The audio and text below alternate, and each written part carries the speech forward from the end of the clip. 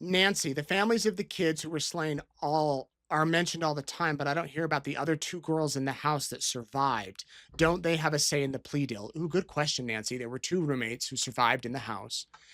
I would imagine the prosecutors consulted with them. Ultimately, after speaking with the victims, ultimately, though, it rests with the state.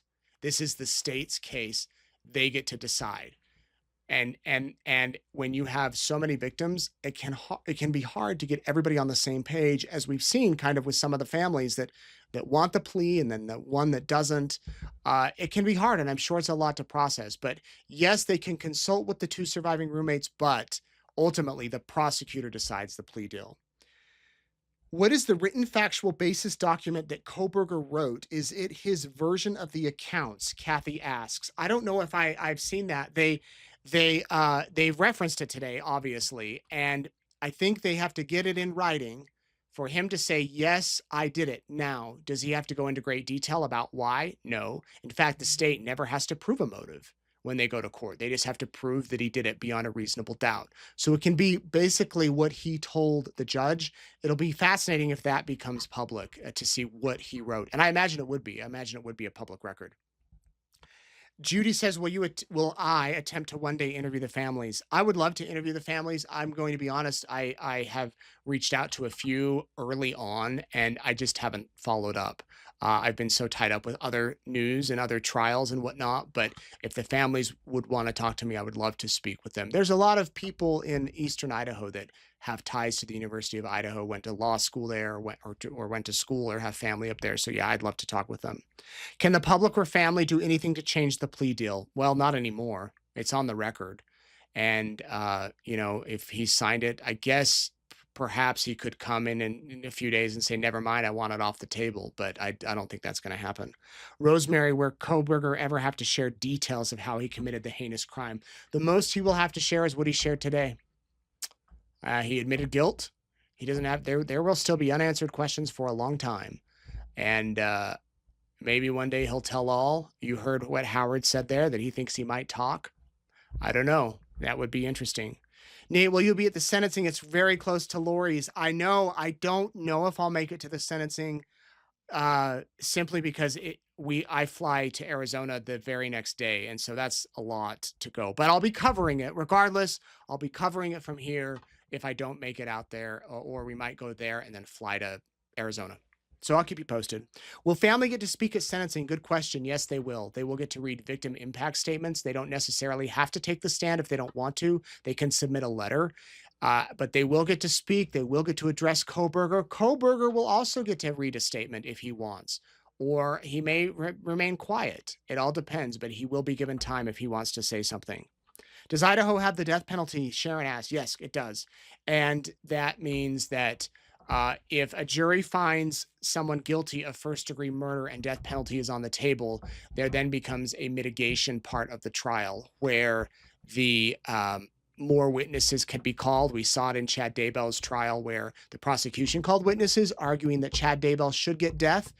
Chad didn't call any witnesses. He waived it, but he could have presented witnesses on why he should get life. And then the jury goes back and decides whether you get death or life. And so that, of course, with this case, they took death penalty off the table for Coberger pleading guilty. Death is used a lot. In a lot of cases, they'll put it on the table and then they use that as a bargaining tool for to have it taken off if someone, wants to do life in prison. Okay. My question is, will Coberger have to allocute at sentencing? Coberger could speak, as I said there, but also, again, he might say little, he might say nothing, he might say a lot. It's up to him. Do you think law enforcement will continue to search for the knife? They did mention today that they don't have the knife, and I think they will, but once the case is done, I don't know how many hours are going to be put into it. It'd be fascinating if Bryan Kohberger ever said where the knife was. Did he throw it in a river somewhere? Did he bury it? Did he take it to the dump? Did he throw it in a garbage can, and who knows where it's at now? That's a good question. Shoutouts. Normally I do shoutouts first, but I'm mixing things up tonight. Tiffany and Brett Wallace, Donna Lane, 41st birthday to Tyson Price. Hi, Tyson. Happy birthday.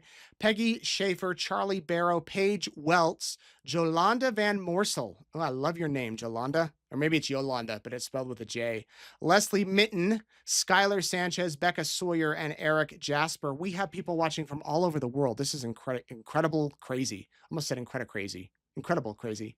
Nova Scotia, Canada, Isle of Wight, UK, Spain, Auckland, New Zealand, Scranton, PA. Isn't that where the office takes place? Scranton. Germany, Israel, wow, India, Poland, the Netherlands, South Africa, and Melbourne, Australia. Thank you all very much for watching. Here's where you can find me. I'm on all the socials that are on here. I'm not on TikTok, but I am on Facebook, Instagram. I'm on X, and I'm on YouTube, and that's hopefully where you have subscribed. Thank you for subscribing, for supporting EastIdahoNews.com.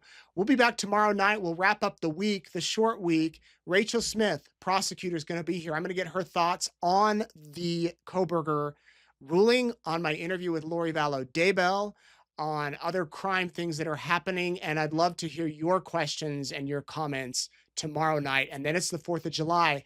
And if you're looking for something to do on the 4th, come to Idaho Falls to the biggest fireworks show west of the Mississippi.